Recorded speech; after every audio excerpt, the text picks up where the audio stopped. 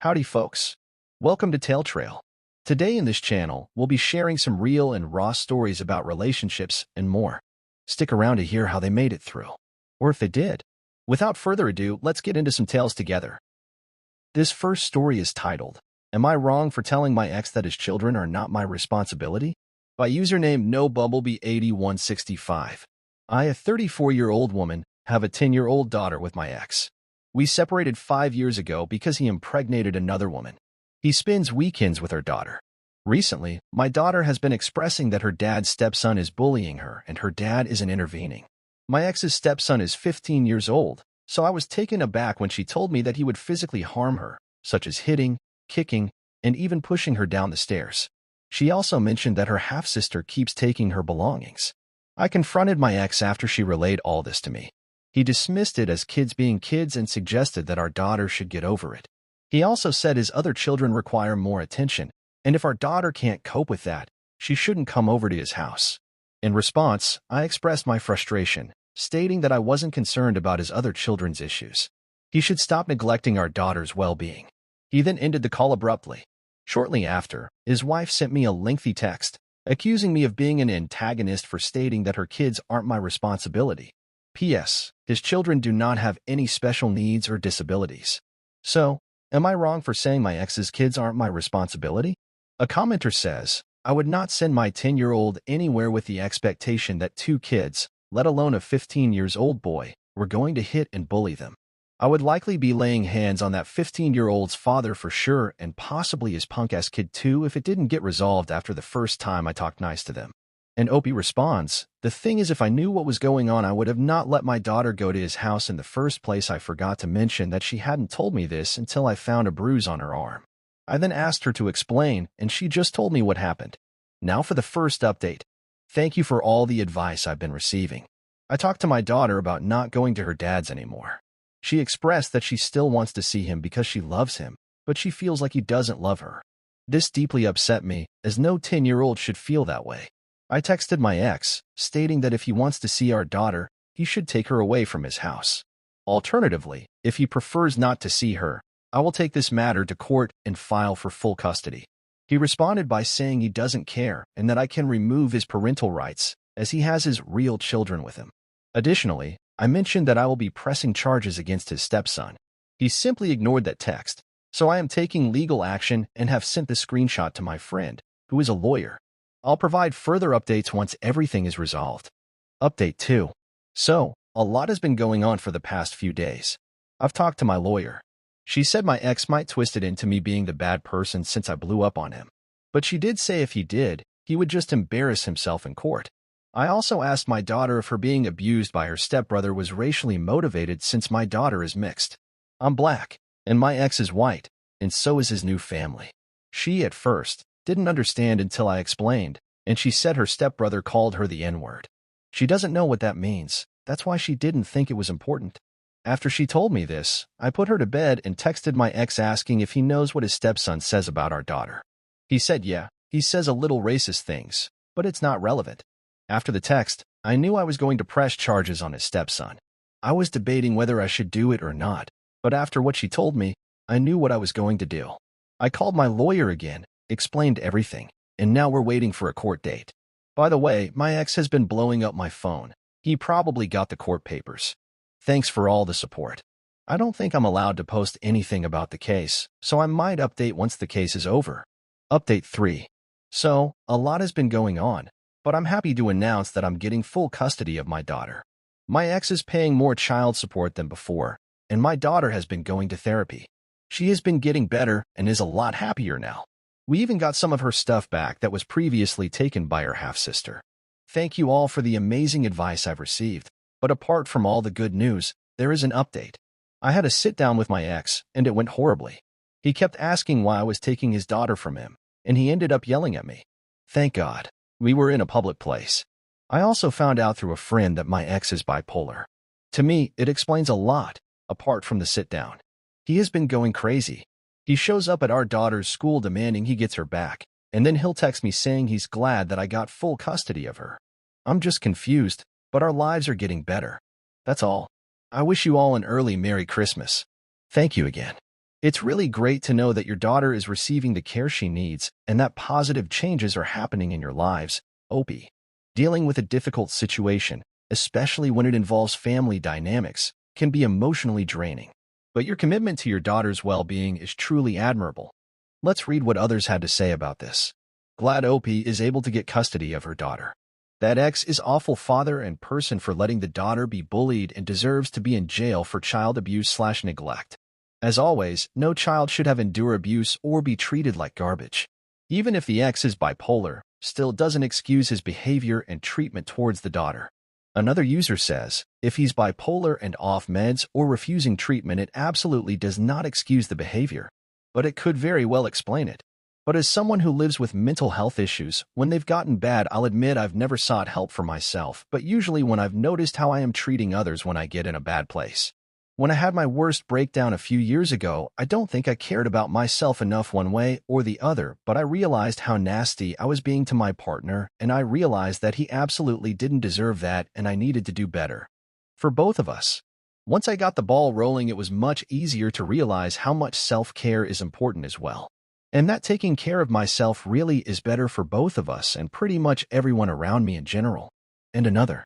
Man, I really wish people would keep their personal crap away from their kids. This father is going to wake up in 15 years and play the martyr about how his daughter won't talk to him. Being bipolar doesn't make you cheat on your spouse and marry a racist and support little racists in training. Glad Opie got her child out of that horrible environment. Alright, the next story is titled, Am I Wrong for Kicking My Daughter Out of My House for Being Pregnant? By username MiserableDay8244. I, a 45-year-old female, have a 27-year-old daughter. She has 6 kids, between the ages 10 to 11 months. There are 3 different fathers. She receives child support from 2 of them, and she is still with the 3rd one, and they have been for 5 years. My daughter works part-time, and her fiancé is a chef full-time. They have lived with us for the past year and a half, due to getting evicted from their last home. The kids and them have our upstairs bedrooms, there's 2, but that's still crowded for 6 children. They are constantly asking me for help with phone bills. My husband and I have asked for no rent so they'd be able to save money to get a home, which I do not believe they were doing. I have put up with loud voices throughout all hours and waking up at different hours to cater to children because I love my grandchildren.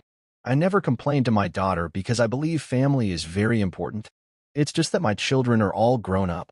My youngest moved out 4 years ago, and my husband and I had hopes to remodel. We didn't expect them to be living here this long. On Christmas Eve, my daughter gathered us all around and announced they were pregnant with baby number 7. Everyone was all excited, but I felt dread. That would mean another child in our house with not much room. I looked over at my husband and could tell he felt the same. We discussed later and decided we were going to have to ask them to move out. Last night at dinner, I brought it up to my daughter and her boyfriend, and we told them they have 2 months to find a place because we cannot have another child here. My daughter started crying, saying she couldn't believe I'd throw her to the streets for having a baby, that this was completely unfair and not enough time. I told her I was sorry, it was painful for me as well, but these living conditions were impossible. She demanded I give her more time, or she'd go to the courts, and I told her newsflash, the courts only give you 30 days. She then said my grandchildren were going to be homeless because I was selfish. She made a Facebook post asking for rooms to rent because she's pregnant and has nowhere to go, and her family don't give a shit about her. Am I wrong? Let's see what the community says. Not wrong, but it would have been better to set boundaries a long time ago. Your daughter and her boyfriend need to grow up, and maybe this will be a life lesson to them. I do agree that it would be good to extend the deadline a bit, but then compromise by charging rent and, for instance, saving it for them for a future rental place. Another user says, not wrong. Your daughter is essentially a bad mother. Yes, I said it. To have 6 kids with 3 different people are not the issue fully. But the fact she cannot fully care for the one she has now and choose to risk having another one causing even more issues for the one she has reveals that. This will be a long-term issue for you and your daughter though. She will use this against you, cause she cannot see how effed up she is as a person and in the choices she made. So, you have some choices to make. What do you do for your grandkids? Do you offer to help them pay some of their rent to ensure they can have a home? Are you willing to kick her out but help to make sure they can make ends meet, just so they are not there? Or are you willing to just say F her and let her sink and such? It is clear she will sink without help. Another response reads, not wrong. This makes me so effing angry. and upset. She is currently at 6 kids, working part-time, with a boyfriend who works full-time and still can't afford all their bills and other expenses, and yet don't see a problem with pumping out baby number 7?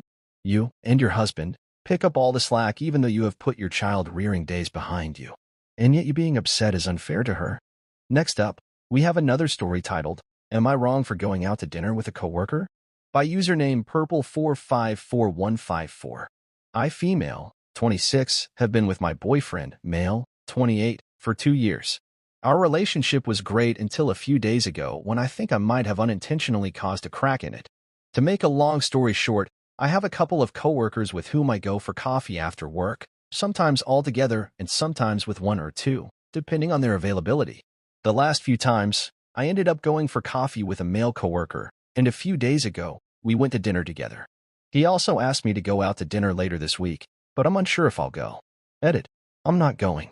After informing my boyfriend about where I was, he noticeably withdrew and adopted a distant, chilly attitude. Despite my efforts to offer reassurance, his response was silence, which deeply unsettles me.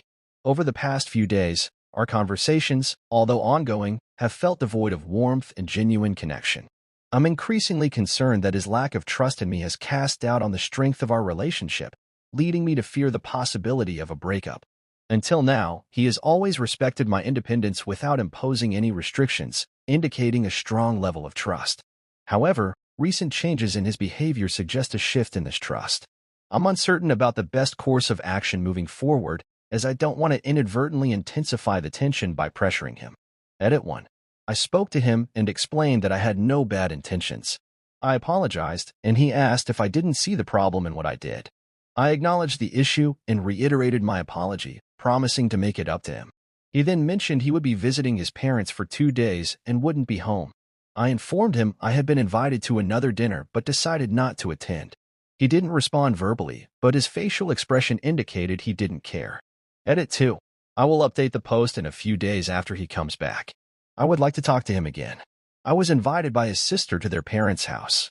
I will go tomorrow, and I will talk to him. Let's read some relevant responses by OP in the comments. On her talk with her boyfriend, she says, I yelled at him because he was ignoring me. I then explained everything and he asked me if I saw the problem in my actions. I said yes. He then asked if I would be okay if he went out with other girls, and I said no. To which he then replied by asking why did I do it? I didn't have the answer because I was expecting a normal dinner, casual hangout, but it turned out that wasn't it. He kept staring at me without saying anything. I asked him what can I do to make this right. He told me to ask a guy I went out to a dinner for advice. I was crying during all this and begged him to think things through, and he said that he already made up his mind. I asked him to tell me, but he didn't. He only said that he might talk to me again after he comes back, if he deems it necessary.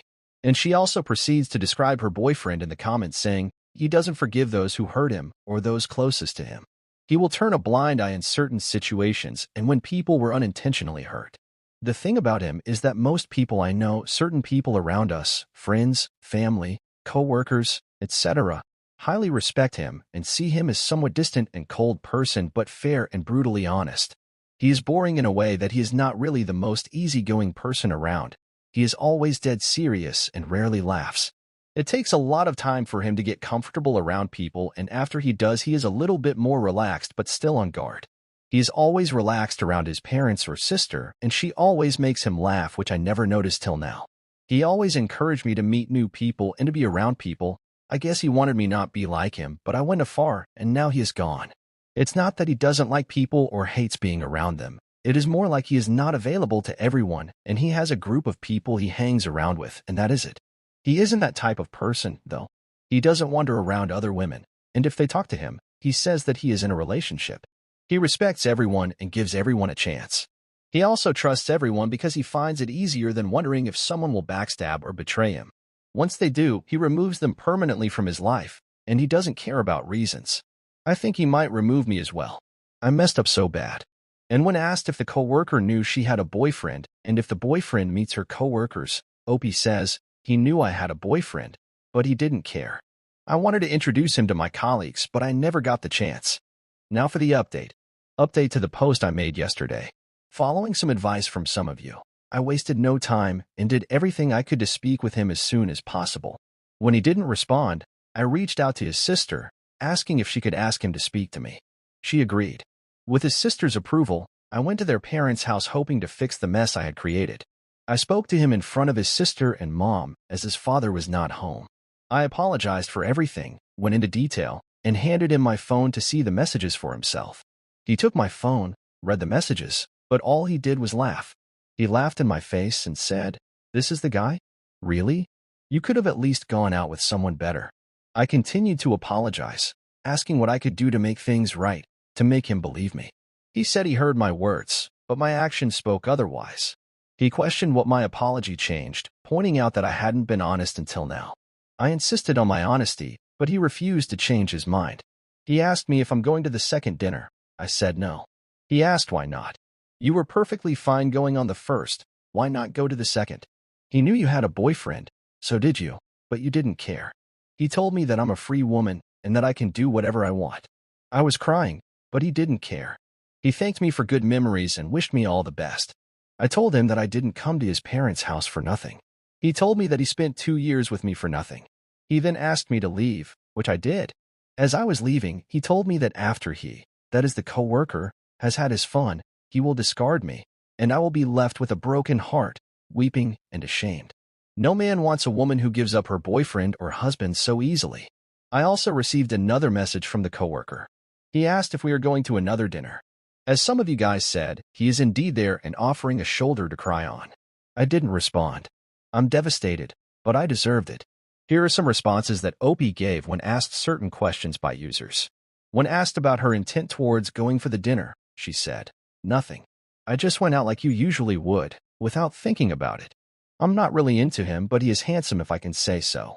His issue wasn't dinner, it was me not telling him about it until later.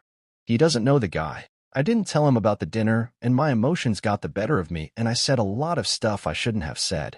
My ex takes these things super seriously. To him, loyalty and duty are their own rewards. He isn't immature like some of the people here think. He is a hardened person, and like I said, he removes people from his life without second thought. I don't know why is he like this, but it's who he is. He probably went through a lot in the past, but he never talked about it with me. I never push the issue. If he has a problem, he will close himself off. He never speaks about it. He sorts it out himself. He isn't a loner. He just doesn't talk much and sticks to himself most of the time. That is why he comes as cold and distant person.